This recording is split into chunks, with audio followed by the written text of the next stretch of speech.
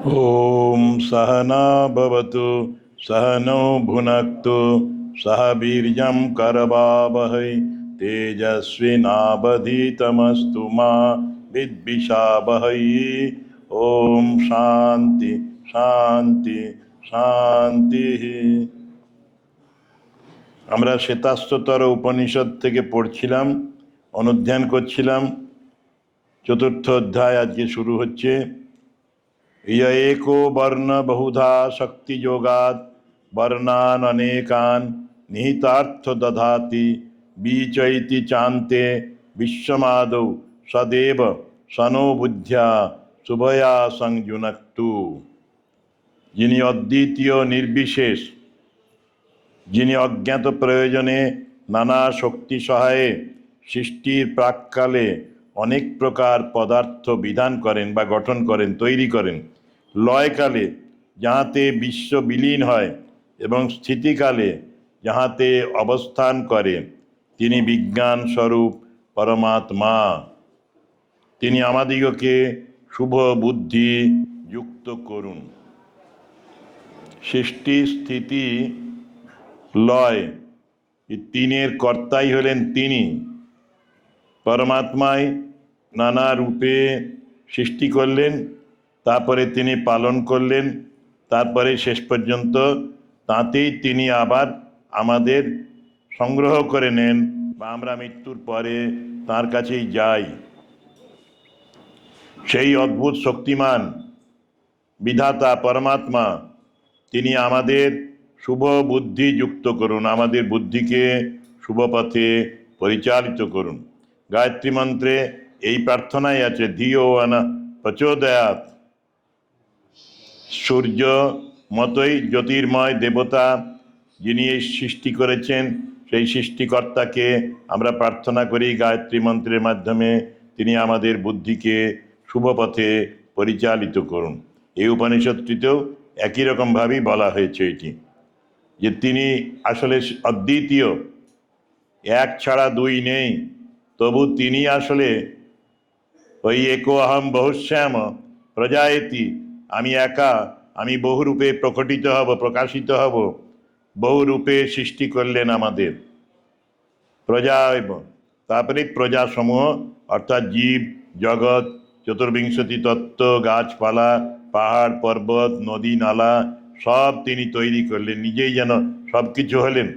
আবার বেদে আছে তৎসৃষ্টা তদেবানুপ্রাবিশৎ, সব কিছু সৃষ্টি করে সব কিছুর ভেতরে তিনি অনুস্যূত হয়ে রয়েছেন। সেই জন্যই স্বামীজির কবিতা আছে, ব্রহ্ম হতে কীট পরমাণু সর্বভূতে সেই প্রেমময়। সব কিছুর মধ্যে তিনি বিরাজিত। আমরা ভুল দৃষ্টি নিয়ে একজন থেকে আরেকজনকে আলাদা মনে করি, কিন্তু জ্ঞানীরা জ্ঞান লাভের পরে সব কিছুর মধ্যে এককে দেখেন। সেই এক পরমাত্মা অদ্বিতীয়। পরমাত্মা আসলে অনন্ত, অসীম। অসীম দুটো হয় না, অদ্বিতীয় এবং নির্বিশেষ। কোনো একটা পার্টিকুলার এই বিশেষ পদার্থ তা নয়, সব কিছুই তিনি। সেই জন্যই নির্বিশেষ। যিনি অজ্ঞাত প্রয়োজনে, তাঁর যে কি ইচ্ছা ছিল, একা থেকে কেন বহু হলেন কাউকে বলেননি, কেউ জানে না, ব্যাখ্যাও করতে পারবে না।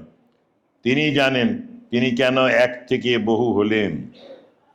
কিন্তু তিনি এক ছিলেন, তিনি বহু হয়েছেন। তাই আমরা এখনো বলি আমার পিতা, আমার দেবতা, আমার মা দেবী। তেমনি সতীর কাছে পতি দেবতা, এরকম প্রত্যেকটি শিশুরাও দেবতা, কারণ সকলের মধ্যেই তিনি সব কিছু হয়েছেন। অজ্ঞাত প্রয়োজনে নানা শক্তি সহায়ে সৃষ্টির প্রাককালে, ওই সৃষ্টির আগেই সৃষ্টি করতে লাগলেন, নানা অনেক প্রকার পদার্থ বিধান করেন, সৃষ্টি করেন, গঠন করেন। লয়কালে যাতে এই সব কিছু বিশ্ব লয় হয়ে যায়, বিলীন হয়ে যায়। যখন মহাপ্রলয় হবে তখন আমাদের কেউ থাকবো না, সবাই ওই জলমগ্ন হয়ে লীন হয়ে যাব তার মধ্যে। নুনের পুতুল সমুদ্র মাপতে গিয়ে যেমন নুন হয়ে সমুদ্রের জলের সাথে একাকার হয়ে গিয়েছিল, এরকম সমগ্র বিশ্ব তাঁতেই লয় হয়ে যায়। যাহাতে লয়কালে যাহাতে বিশ্ব বিলীন হয় এবং স্থিতিকালে যাহাতে অবস্থান করে। আর এই যে আমরা বেঁচে আছি, এই অবস্থা তো স্থিতিকাল, স্থিতিকালেও আমরা তাঁর মধ্যেই আছি, তাঁতেই অবস্থান করছি। আমরা জানি না, অজ্ঞ বলেই দুঃখ পাই, কান্নাকাটি করি, শোক পাই, কিন্তু সব কিছুই তাঁতেই বিধৃত হয়ে আছে। তিনি আধার, তিনি আধেয়, তিনি কারণ সব কিছুর। তিনি বিজ্ঞান স্বরূপ পরমাত্মা, জ্ঞানস্বরূপ নয়, বিজ্ঞান স্বরূপ, বিশেষ জ্ঞান। এই সত্যটিকে জানাই বিজ্ঞান, এই পরমাত্মা। আর আমাদের মধ্যেও আত্মা আছেন, সেই আত্মার প্রকাশ ক্ষুদ্র আত্মা, জীবাত্মা। প্রত্যেকের মধ্যেই আত্মস্বরূপ বিদ্যমান, শরীরটিকে আশ্রয় করে আছে, সেই জন্য বলে জীবাত্মা। কিন্তু পরমার্থ তো যখন জ্ঞান হয় তখন জীব অনুভব করে অহম ব্রহ্মাস্মি, আমি সেই পরমাত্মা। খুব কঠিন তত্ত্ব, কিন্তু এইটি বাস্তব, এটি পরম সত্য, এছাড়া আর দ্বিতীয় সত্য নেই। সেই যিনি আমার বিজ্ঞান স্বরূপ পরমাত্মা, তিনি সব কিছুই করতে পারেন। তিনি আমাদের এই মায়ামুগ্ধ জীবের বুদ্ধিকে যেন শুভ পথে পরিচালিত করেন। তিনি আমাদের শুভ বুদ্ধিযুক্ত করুন। এই জগতে দুঃখগুলো হচ্ছে কেন?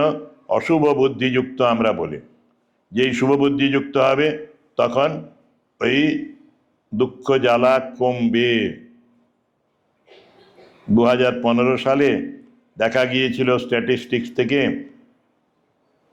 6,30,000 মানুষকে হত্যা করেছিল, মেরেছিল মশারা। বিভিন্ন ধরনের মশার প্রজাতি, নানা রকমের রোগ এনে দিয়ে মানুষ মেরেছিল 6,30,000। আর মানুষের দ্বারা মানুষ মারা গেছিল কত? 5,80,000-এর মতো। বাঘ, সিংহ এরা যে মানুষ মেরেছিল তার সংখ্যা খুব কম। সাপ মেরেছিল 60,000-এর মতো, সাপের কামড়ে মারা গেছিল। কুমিরের কামড়ে আরো কম, এরকমভাবে বাঘ, সিংহ আরো কম, যদিও বাঘ, সিংহ সব থেকে হিংস্র জানোয়ার। মানুষ হলো সব থেকে হিংস্র। অজ্ঞানী মানুষ, বুদ্ধিহীন মানুষ মানুষকে হত্যা করে। প্রতিদিন কাগজে এই রকমের খবর প্রায়ই বেরোয় যে মানুষ মানুষকে হত্যা করছে। কেন? মানুষ অজ্ঞানী, জানে না। সে ভাবে আমি যে রক্ত মাংসের শরীর, এইটাই সত্য। ওই যে আরেকজন রক্ত মাংসের শরীর ধরে যাচ্ছে আমার সামনে, সে সত্য। সে ধনী, আমি গরিব। সে কালো, আমি সাদা। সে হিন্দু, আমি মুসলমান, খ্রিস্টান। এইরকমভাবে আলাদা আলাদা পৃথক পৃথক সত্তা মানুষ দেখে, কিন্তু এটি অজ্ঞান থেকে হয়। এগুলি অশুভ বুদ্ধির দ্বারাই পরিচালিত হয়। সেই জন্যই বললেন তিনি আমাদের শুভ বুদ্ধিযুক্ত করুন, যাতে করে আমরা ওই ভেদাভেদ রহিত হয়ে সংসারে, সমাজে শান্তিতে বাস করতে পারি। পরে বলছেন তদেব আগ্নি তদাদিত্য তদ বায়ু তদুশ্চন্দ্রমা তদেব শুক্রম তদ ব্রহ্ম তদাপস্তৎ প্রজাপতি। সেই পরমাত্মাই অগ্নি, আগুন, তিনি সূর্য, তিনি বায়ু, তিনি চন্দ্র, চাঁদ, তিনি দীপ্তিমান নক্ষত্রাদি তারকামণ্ডলী, তিনি হিরণ্যগর্ভ, এই সমষ্টি সূক্ষ্ম শরীর, বিরাট মন, তিনি জল। আমাদের বলে পৃথিবীতে এই 3 ভাগ, এই জল 1 ভাগ স্থল। তো সেই তিনি জল, তিনি আবার বিরাট পৃথিবী। জল, মাটি, আকাশ, বাতাস যাই দেখি না কেন সব তিনি, তিনি ছাড়া আর কিচ্ছু নেই। অর্জুনকে বিশ্বরূপ যখন দেখিয়েছিলেন ভগবান, তখন এইরকমই এক বিশ্বরূপ দেখিয়েছিলেন। চরাচর ব্যপ্ত হয়ে আছেন শ্রী ভগবান স্বয়ং, তিনি বিরাট। পরে বলছেন তম স্ত্রী তম পুমানসি তম কুমার উতবা কুমারী তম জীর্ণদণ্ডেন বঞ্চসি তম জাতো ভবসি বিশ্বত মুখ। বলছিলাম চেতোদর্পণ মার্জনম, আমাদের মহাপ্রভু বলেছেন শিক্ষাষ্টকমে। যখন চিত্ত নামক দর্পণটি মার্জনা করা হয়, পরিষ্কার করা হয়, তখন আমাদের দর্শন পরিষ্কার হয়। দর্শন সাফ হ্যায়, সাধুরা আগে বলতো হিমালয়ে। তুমি কি পরিষ্কার দেখতে পাও? পাওয়ার চোখের ঠিক আছে, চশমা নেই আমার, সব কিছু দেখতে পাচ্ছি, কিন্তু বাইরেটা দেখছি, ভেতরটা দেখতে পাচ্ছি না। মানুষের ভেতরে কি আছে না আছে দেখতে পাচ্ছি না। সেই জন্যই বলছেন যে মানুষ আসলে ঈশ্বর ছাড়া আর কিছুই নয়। যত নারী দেখছো, যত স্ত্রী শরীর দেখছো বিবাহিতরা, সবার মধ্যে তিনি আছেন। সেই এক পরমাত্মা, দ্বিতীয় নির্বিশেষ পরম ব্রহ্ম, তিনি স্ত্রী শরীরগুলিতে আছেন। তম পুমানসী, যত পুরুষ শরীর, তার মধ্যেও সেই এক পরব্রহ্ম তিনি বিরাজিত। আমার বাবার মধ্যে আছেন, আমার দাদুর মধ্যে আছেন, এই ছেলেদের মধ্যে আছেন, সব পুরুষের মধ্যে তিনি আছেন, মেয়েদের মধ্যেও তিনি আছেন। তম কুমার, যারা কুমার রূপে আছেন তাদের মধ্যে তিনি আছেন। বিবাহিতদের মধ্যে আছেন এমন নয়, অবিবাহিতদের মধ্যেও আছেন। উতবা কুমারী, যে মেয়েদের বিয়ে হয়নি, কুমারী, তাদের মধ্যেও তিনি আছেন। তম জীর্ণ দণ্ডেন বঞ্চসী, এই দণ্ড সহায়ে, লাঠি নিয়ে হাতে কুঁজো হয়ে যারা চলে স্খলিত পদে, আস্তে আস্তে খুঁড়িয়ে খুঁড়িয়ে চলছেন, এই তুমি চলো সেইভাবেই দণ্ড হস্তে স্খলিত পদে। তম জাত ভবসি বিশ্বত মুখ, এবং তুমি জাত হইয়া নানা রূপ ধারণ করো, তুমি নানা রূপ ধারণ করে রয়েছ। ব্রহ্মতে কীট পরমাণু, ওই তুচ্ছ একটা কীট, পোকা, মশা, মাছি থেকে শুরু করে গুবরে পোকা, সবার মধ্যে সেই এক পরমাত্মাই বিরাজিত। সকলের মধ্যে তিনি আছেন। সাধু বাবা একজন স্নান করছিলেন নদীতে। স্নান করতে গিয়ে দেখলেন একটা বৃশ্চিক, স্করপিয়ন, বিষাক্ত যে বিছে, সেই বিছে জলে ডুবে যাচ্ছে। হাতে করে তুলছেন, বারবার ও কামড়াচ্ছে, উনি ছুঁড়ে ফেলার চেষ্টা করছেন, বারবার জলে পড়ে যাচ্ছে, কিন্তু ওকে দংশন করতে ছাড়ছে না। যে তাকে বাঁচাতে চায়, সেভিয়ার, তাকেই সে দংশন করে। তারপরেও তিনি ছাড়েননি, অনেক চেষ্টা করে শেষ পর্যন্ত তীরে তুলে ফেললেন। খুব তৃপ্তি হলো। তখন একজন দেখছিলেন তীরে, যে এতবার কামড়েছে, তোমার শরীর জ্বালা করছে, বুঝতে পারছি, যন্ত্রণা হচ্ছে, লাল হয়ে গেছে অনেকটা শরীর, বিষে জর্জরিত হয়েছ, তবু তুমি কেন ছেড়ে দিলে না প্রথমবার দংশনে পরে? বলেন, ওর কাজ ওই আর আমার কাজ এই। ওরকে ভগবান যেমন বিষ দিয়েছেন, ও বিষ দিয়ে আমাকে দংশন করছে, আর আমার কাজ, সাধু আমি, ভক্ত আমি, ঈশ্বরই এই সব জীবরূপে প্রকটিত হয়ে আছেন, সেই জন্য আমি তার উপকার করছি। আমি তাকে জলে ডুবে মরতে দেব না যতক্ষণ আমার প্রাণ থাকে। এরা বেদান্তবাদী সাধু। এরা বিশ্বাস করতেন সেই এক পরমাত্মা তিনি ওই বিষের মধ্যেও আছেন, সব জীবের মধ্যে আছেন।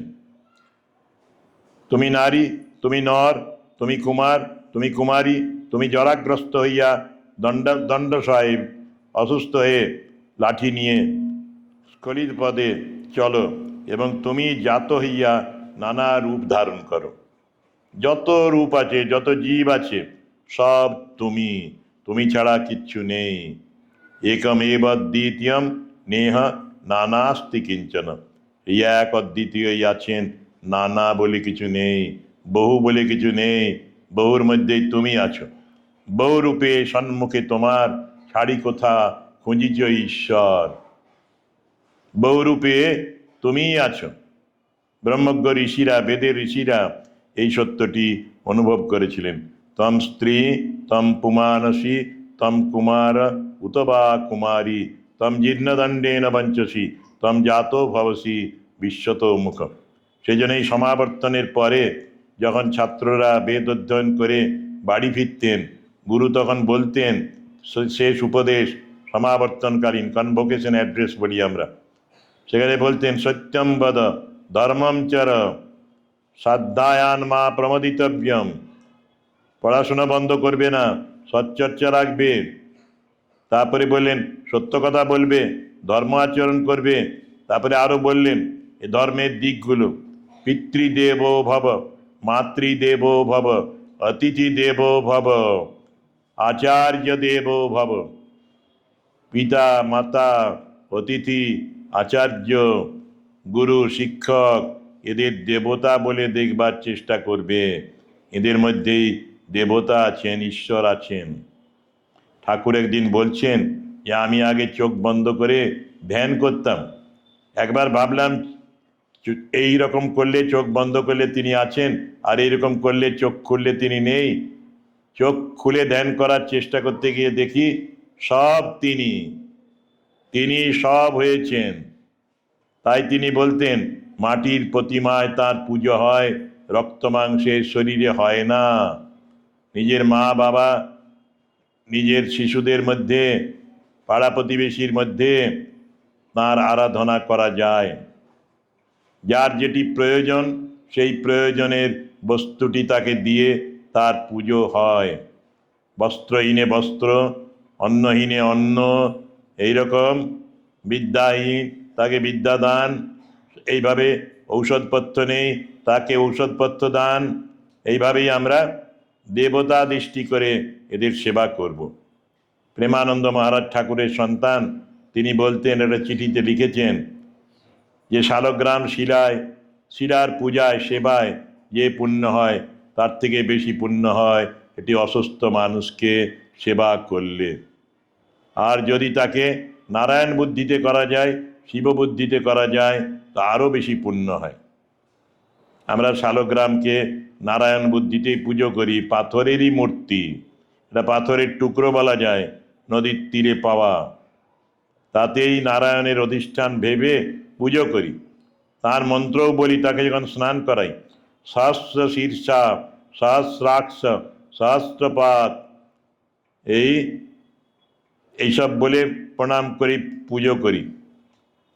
সহস্র শীর্ষা, সহস্রাক্ষ, সহস্রপাত, সভূমি বিশ্বত বৃত্তা অত্যতিষ্ঠ দশাঙ্গুলম। তার হাজার হাজার পা, হাজার হাজার চোখ, হাজার হাজার হাত, তিনি বিশ্বব্যাপ্ত হয়ে রয়েছেন। এই পাথরকে পুজো করি যখন, তখন এটা ভাবি। তেমনি ঠাকুর বলছেন রক্ত মাংসের শরীরে তার পুজো করতে পারবে না। স্বামী অখণ্ডানন্দ মহারাজ সারগাছিতে স্টুডেন্টস হোম চালাতেন।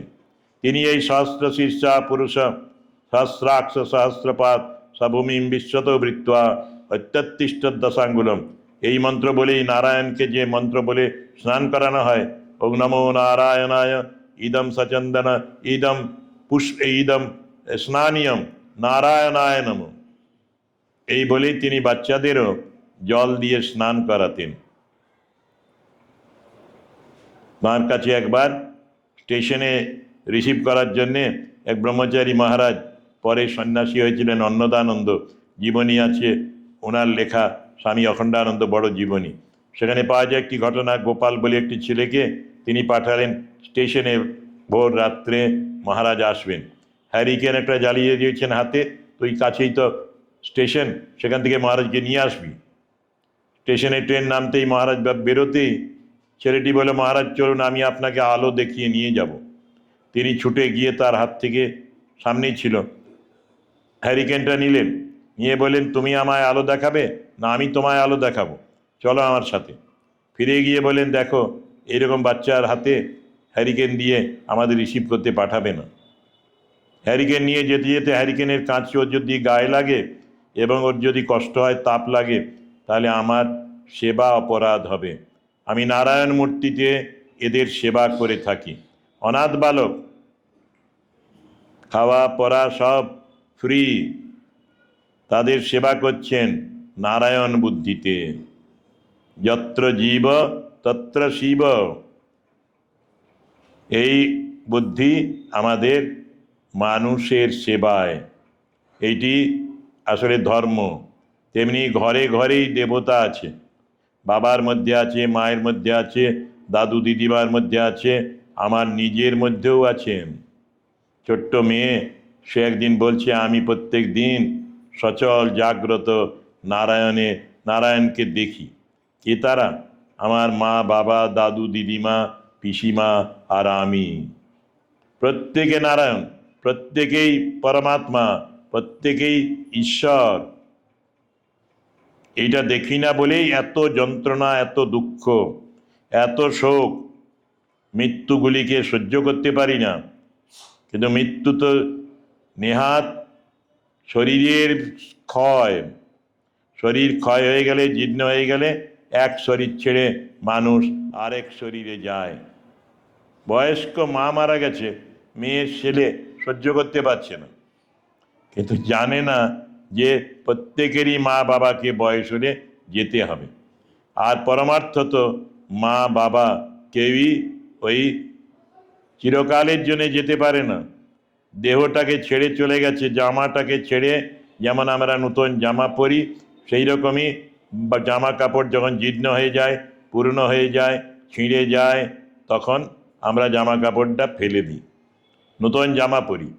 তেমনি ভেতরে যে শরীরের ভেতরে যে বাস করে, সেই আমার আসল আমি, সেই আমিটা এক দেহ থেকে দেহান্তরে চলে যায় যখন দেহত্যাগ হয় মানুষের।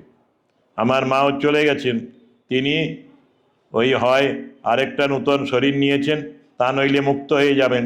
যদি তিনি মৃত্যুর সময় নির্বাসনা হতে পেরেছিলেন, তাহলে তার আর জন্ম হবে না। তো বাসনা থাকলে, ঠাকুর বলেছেন একটা সন্দেশ খাওয়ার বাসনা নিয়েও কেউ যদি মরে, তাকে আবার জন্মাতে হবে। মজার জিনিস। কিন্তু এই যাওয়া আসাটা চলতেই থাকবে, আর এটা নিয়ম। কোনোদিন কেউ চিরকাল বেঁচে নেই। বলে দেবতারাই অমর, শিব অমর, কালী অমর, এরা সব অমর। অবতার পুরুষও যারা এসেছেন, তারা এক একটা আয়ুষ্কাল শেষ করে চলে যান, এবং আবার ওই যদা যদা এই ধর্মস্য, ভগবানের কথা মতো, ভগবানের অবতার তো, তারা আবার আসেন জীবোদ্ধারের জন্যে। কিন্তু সাধারণ মানুষকে চিরকাল বাঁচার কল্পনা করাটা মূর্খামি। তবুও ভাবে মানুষ, অহনি অহনি ভূতানি গচ্ছন্তি যম মন্দিরম শেষা স্থিরত্বমিচ্ছন্তি কিমাশ্চর্যমতঃপরম। প্রতিদিন মানুষ মরছে।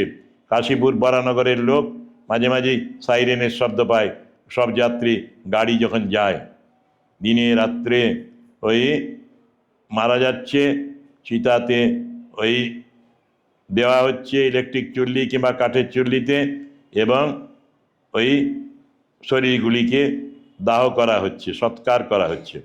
মুসলমানদের, খ্রিস্টানদের কবর দেওয়া হয়, সমাহিত করা হয় মাটিতে। কিন্তু যেতেই হবে, কারো নিস্তার নেই। কিন্তু নিস্তার আছে আত্মস্বরূপের। শরীরটা মরে, আত্মা মরে না। সেই জন্যই গীতায় ভগবান শ্রীকৃষ্ণ বললেন, ন জায়তে ম্রিয়তে বা কদাচিৎ নায়ং ভূত্বা ভবিতা বা ন ভূয় অজো নিত্য শাশ্বত অয়ম পুরাণো ন হন্যতে হন্যমানে শরীরে। আত্মার মৃত্যু নেই, তার জন্ম নেই।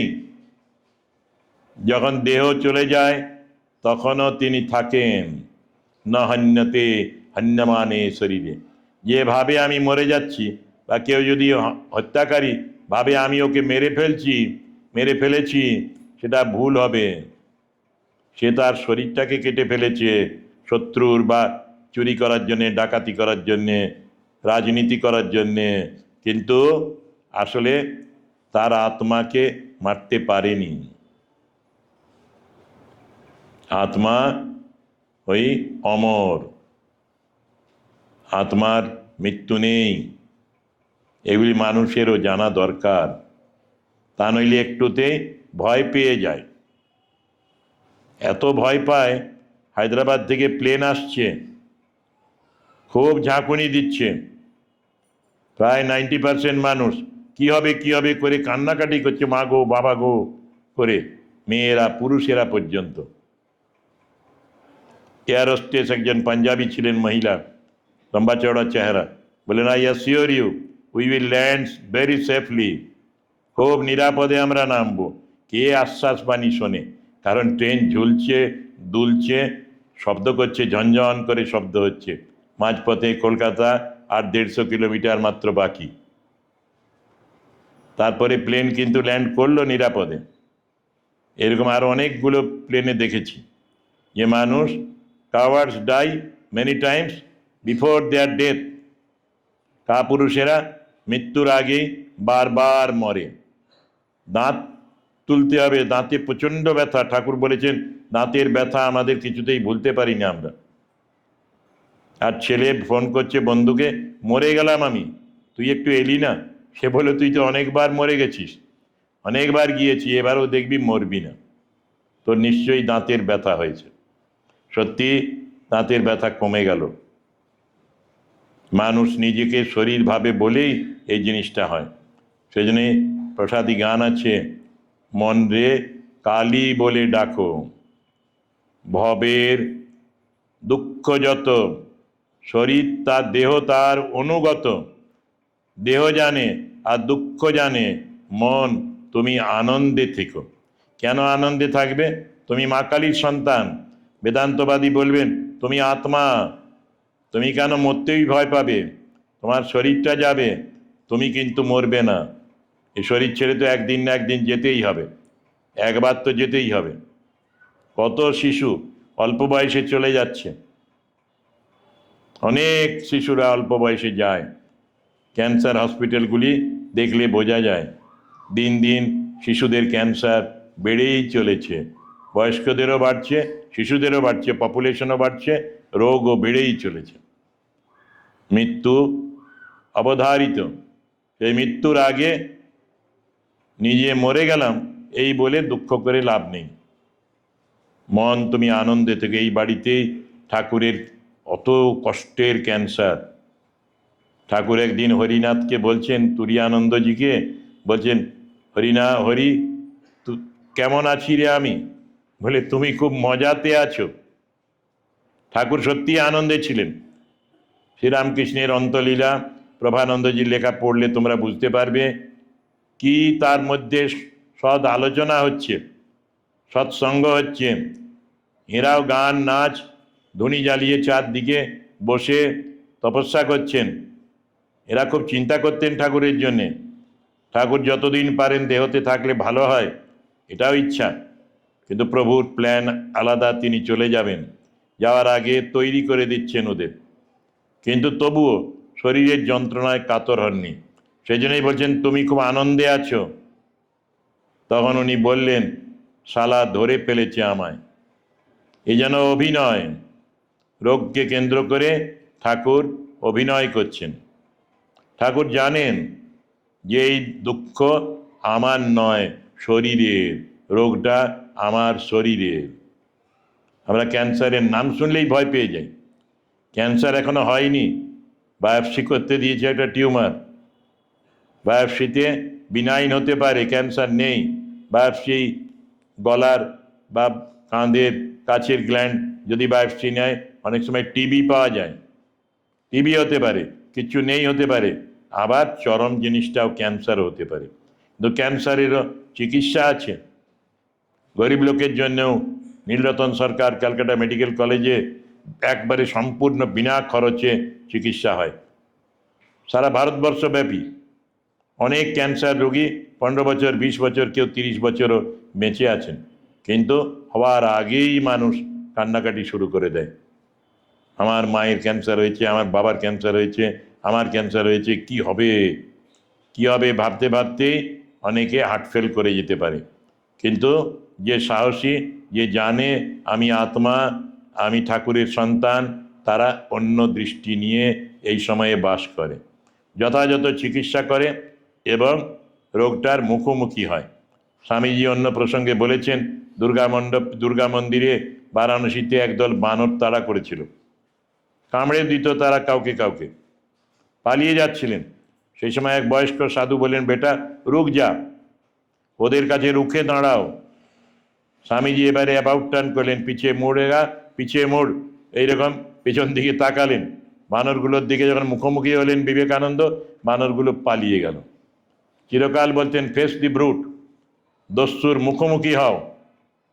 হিংস্র জানোয়ারেরও মুখোমুখি হলে মানুষ, তারাও পলায়ন করে। ভয় পেও না।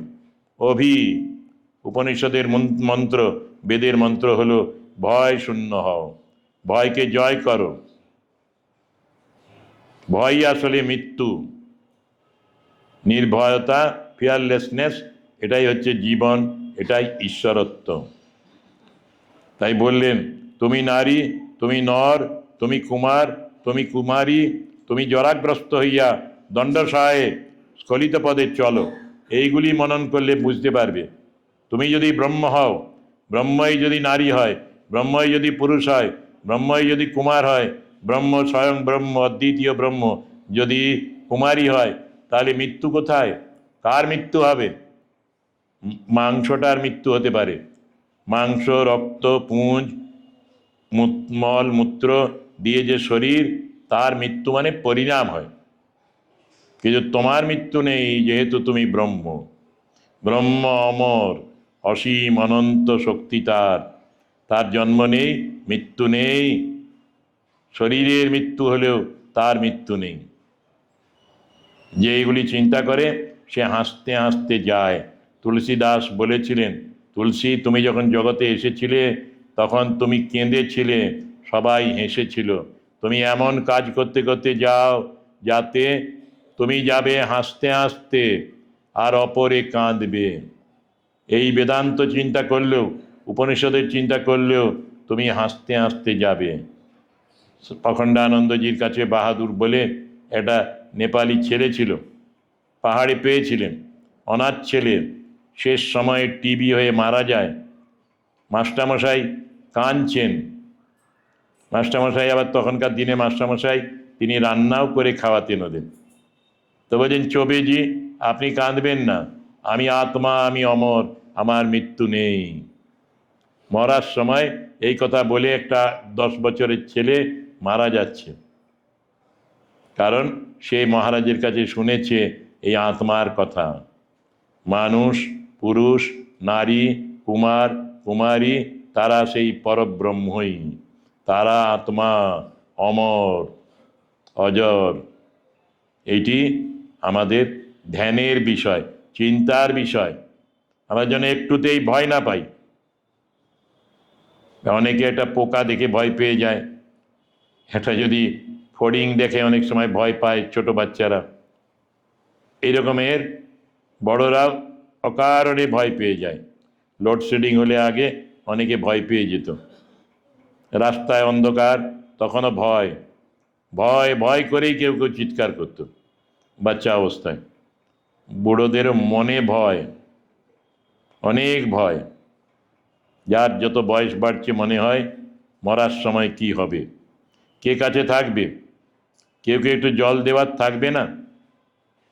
সেলফিশ মানুষ আরও বেশি ভাবে, কারণ সে সারা জীবন কাউকে সেবা করেনি, কাউকে অসুস্থ অবস্থায় জল খাওয়ায়নি, ঔষধ খাওয়ায়নি, নিজের মাকে খেতে দেয়নি ভালো করে। শ্রাদ্ধের সময় অনেক খরচা করছে, কিন্তু জিহৎকালে মাকে দেখে না বেশিরভাগ ছেলে। সঞ্জীব চট্টোপাধ্যায় একবার লিখেছিলেন যে, আমার এখন যাওয়ার সময় আমি ভাবছি আমার ডেড বডি কাঁধে নিয়ে যাওয়ার মতো 4 জনকে পাওয়া যাবে কি না। না, আমার ডেড বডি যেমন সেই মেরাপের বাঁশ বাঁধা থাকে, বাঁশগুলো যেমন ওপর থেকে ফেলে দেয় দুড়মুড় করে, আমার শরীরটাও কি ওই 6তলা বাড়ির জানলা থেকে ফেলে দেবে বা ব্যালকনি থেকে ফেলে দেবে? সত্যি বাবু, তিনি কুকুরকে সেলুনে নিয়ে যেতেন, ড্রেসিং করাতেন, আর প্রচুর পয়সা খরচ করতেন ট্যুর করতে গিয়ে, আর পাড়া প্রতিবেশী দুঃখ দারিদ্র্য দূর করতে কিচ্ছু করেননি। সেই জন্যই ওইরকম চিন্তা হচ্ছে। আমি তো সেলফিশ ছিলাম, কেউ কি এই সেলফিশ মানুষটাকে নিয়ে যাওয়ার সময়, ডেড বডি নিয়ে যাওয়ার সময়, ডাক্তারের কাছে যাওয়ার সময় কেউ কি থাকবে সাথে? ভয় পায়, ভয় পাবারই কথা। যে কোনো দিন কিচ্ছু করেনি তাকেও সেই সময় অনেকেই নেগলেক্ট করে। তুমি তো আমাদের কিচ্ছু করনি, আমরা যাব কেন তোমার সাথে? তোমার ডেড বডি নিয়েই যাব না, রাগ করে অনেকে। তারই মধ্যে কিছু সৎ ব্যক্তি সাহায্য করে, কিন্তু এটাই নিয়ম। আর এই জন্যেই মানুষকে সবসময় শুভ চিন্তা করতে হয়। আজকের এই মন্ত্রে আগেই বলা হলো, তিনি আমাদের শুভ বুদ্ধি যুক্ত করুন। আর শুভ বুদ্ধি এটাই, যে আমি শরীর নই, আমি মন নই, আমি বুদ্ধি নই, আমি প্রাণ নই, পঞ্চকোষ বিলক্ষণ আত্মা আমি। জাগ্রত, স্বপ্ন, সুষুপ্তি, এই তিন অবস্থা আমি দেখি, সাক্ষী। আমি এর থেকে আলাদা, অবস্থাত্রয় সাক্ষী। আমি জাগ্রতটাও দেখছি সাক্ষী রূপে, উইটনেস হিসাবে, স্বপ্নটাও দেখছি, আমি দেখছি, আমি উইটনেস।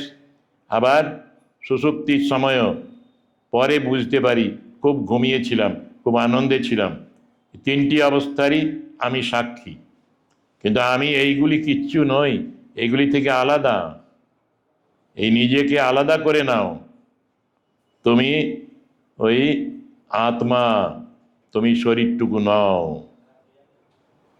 যে ছেলেটা বা মেয়েটা ভালো নম্বর পায়, সে অনেক সময় অহংকার করে, নম্বরটাই যেন সে। মা বাবারা অনেক সময় 90%-এর কম পেলে বলে কুলাঙ্গার। অনেক ছেলে মেয়েকে এরকম গালি শুনতে হয়েছে। এখন আস্তে আস্তে মা বাবারাও ভয় পাচ্ছেন নানা কারণে, এরকম কথা কম বলছেন, কিন্তু ভেতরে ভেতরে আছে যে আমি এত পড়ালাম, এত খরচা করলাম, ছেলেটা আরেকটু বেশি নম্বর পেলে ভালো হতো। নম্বরটাকেই পছন্দ করে, কিন্তু তাই যে ভালো মানুষ হোক, সে কি করে জ্ঞানী হবে, নিজেরও জ্ঞান কি করে হয়, এই চিন্তাটা মানুষ করে না। সেই জন্যই দুঃখ হয় এত।